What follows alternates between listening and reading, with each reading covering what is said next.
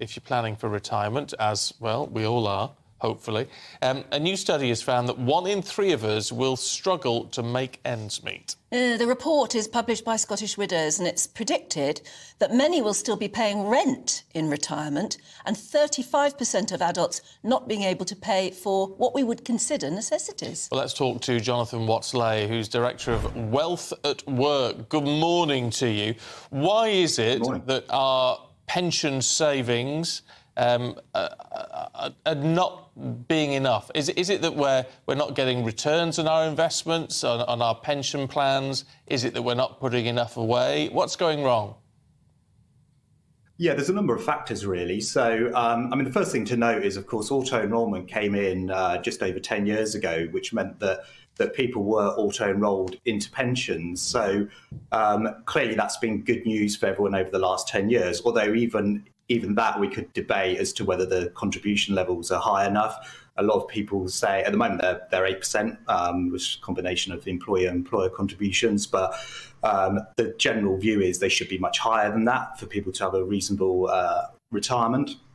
I think the other issue as well is, of course, that only came in the last 10 years. So we've got a bit of a gap, actually, of people and what they've saved. So you've got if you like, the baby boomers, many of whom had good final salary pensions that have gone into retirement.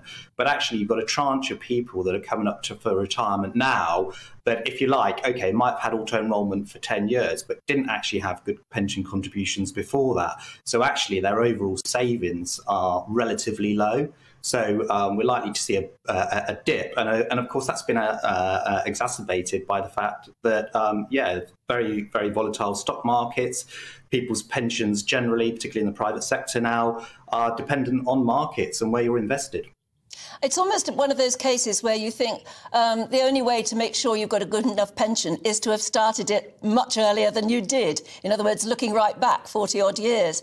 And that's a problem as well for the next generations, isn't it? Because they're having a hard time at the moment with the cost of living crisis. They're having a hard time paying their rent or their mortgages now, let alone putting money aside for a pension they may need 30 or 40 years hence. Yeah, you're absolutely right. I mean, the cost of living crisis is clearly having a big impact on people. And so research we've done ourselves, actually, back in April, showed that 59% of people who are contributing to a pension right now are thinking of either reducing it or indeed stopping it altogether, purely because cost of living. So again, clearly, if that happens, that's going to make the situation worse again. So one of the things that people really need to think about is, where are they spending their money? Are the things where actually they're spending money and they don't need to spend money? And the typical examples of these are some relatively big spend items if you take it over a year. So if you think about some of the things that most people buy, so for example, household insurance, so contents insurance, buildings insurance, car insurance. If you think about broadband contracts, you think about mobile contracts, all of these things matter up to a lot of money over a year, and yet often people do not shop around. So there's other things, if you like, on the cost side that people need to look at before they stop their pension contributions or indeed reduce them.